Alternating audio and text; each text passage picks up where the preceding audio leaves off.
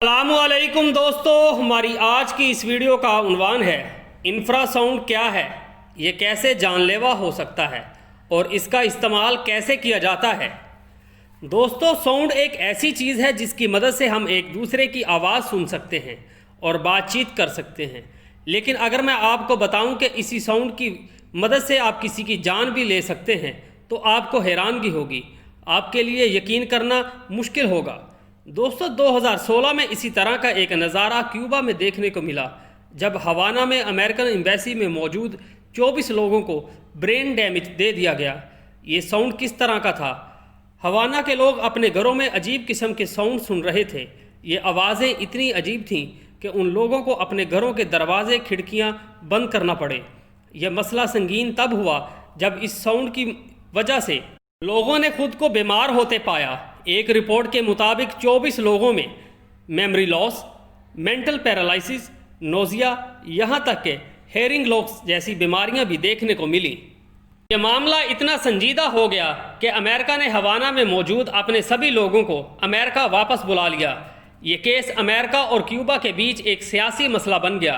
Cuba کا کہنا تھا کہ ہم نے امریکن ایمبیسی کے لوگوں پر ایسا کوئی بھی اٹیک نہیں کروایا، لیکن ثبوت کچھ اور ہی بتا رہے تھے، کیونکہ ان 24 متاثرہ اشخاص کی میڈیکل رپورٹ میں یہ آیا تھا کہ واقعی ہی ان کو کسی انفراساؤنڈ ویپن سے متاثر کیا گیا ہے۔ امریکہ نے کیوبا میں اپنی ایمبیسی کو خالی کروا کر بند کر دیا۔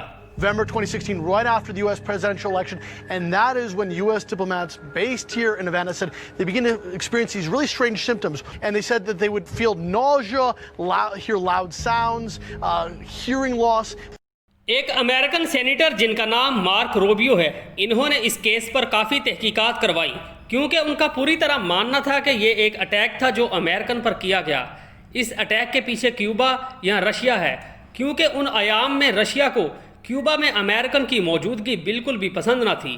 اب سوال تو یہ ہے کہ کیا واقعی دنیا میں کوئی ایسا ہتھیار ہے جس سے ساؤنڈ کی مدد سے مخالف کو برین انجری لاحق ہو جائے؟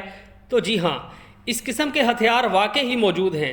ان کا استعمال پہلی اور دوسری جنگ عظیم میں ہو چکا ہے۔ ان ہتھیاروں کو انفراسونک ویپنز کہتے ہیں۔ ان کا استعمال دشمن کو دماغی طور پر متاثر کرنے کے لیے کیا جاتا ہے۔ دوستو، تصویر میں آپ کو دنیا کا پہلا انفراسونک ویپن دکھایا جا رہا ہے جس کا نام وربل ونڈ ہے۔ یہ کام کیسے کرتے ہیں؟ اس سے پہلے ہم آپ کو کچھ اور بتانا چاہتے ہیں۔ ساؤنڈ کی فریکوینسیز ہوتی ہیں۔ ہم صرف انہی ساؤنڈز کو سن سکتے ہیں جو 20 ہرٹز سے 20,000 ہرٹز تک ہوتی ہیں۔ 20 ہرٹز سے نیچے کے ساؤنڈ کو انفرا ساؤنڈ کہتے ہیں۔ ہم انہیں اپنے کانوں سے نہیں سن سکتے۔ انہی انفرا ساؤنڈ کا استعمال ان انفرا ویپنز میں کیا جاتا ہے۔ اس کے ذریعے اپنے دشمنوں کی طرف بہت ہی high decibel infrasound produce کر کے بھیجی جاتی ہیں۔ جب یہ ساؤنڈ ان دشمنوں کے جسم کو چھوتی ہیں، تب اس ساؤنڈ کی وجہ سے ان کے انٹرنل آرگنز جیسے لنگز، برین اور آنکھیں بہت تیزی سے کانپنے لگتی ہیں، جس کی وجہ سے لوگ یا تو اندھے ہو جاتے ہیں یا ان کی آنکھیں پھوٹ جاتی ہیں۔ اس ساؤنڈ میں انفرا ساؤنڈ ہی کیوں استعمال کی جاتی ہیں جو 20 ہرٹز سے ہی کم ہوں؟ تو اس کا جواب یہ ہے کہ انسانی آنکھ 19 ہرٹز کے ساؤنڈ سے ہی ری ایکٹ کرتی ہیں۔ 1957 میں ایک رشین ماہر فزکس جس کا نام ولادیمیر گورو تھا، انہوں نے سب سے پہلے انفرا ساؤنڈ کو ڈاکومنٹڈ کر کے پوری دنیا کے سامنے رکھا۔ گورو انفرا ساؤنڈ میں تب انٹرسٹڈ ہوئے جب انہیں ایک کیس حل کرنے کے لیے دیا گیا جس کا نام سک بلڈنگ سنڈروم تھا۔ ایک پلانٹ میں کام کرنے والی لیبرز انجان وجہ سے بیمار ہو رہی تھی۔ لوگ یہ سمجھ رہے تھے کہ شاید کسی زہر کے پھیلنے کی وجہ سے بیمار ہو رہے ہیں، مگر جب یہ کیس ولادیمیر گورو کے پاس آیا تو انہوں نے یہ بتایا کہ پلانٹ میں ہی موجود ایک ڈیوائس سے انفرا ساؤنڈز پیدا ہو رہی ہیں، اسی سے لوگ بیمار ہو رہے ہیں۔ اسے ثابت کرنے کے لیے پروفیسر نے ایک پروٹو تیار کیا جس میں ہائی انفرا ساؤنڈز تھیں، جسے پروفیسر نے اپنے اور اپنی ٹیم کے اوپر ٹیسٹ کیا، جس کے نتائج بہت ہی خطرناک نکلے۔ ایک ٹیم ممبر کے انٹرنل آرگن بہت بری طرح وائبریٹ کرنے لگے، جس کے بعد اس کی موت ہو گئی۔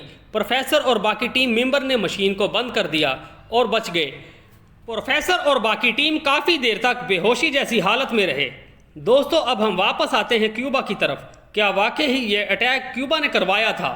تو اس کا جواب ہے جی نہیں، کیونکہ نہ تو کیوبا کے پاس اتنی جدید ٹیکنالوجی ہے، نہ ہی اس کے حالات ایسے ہیں۔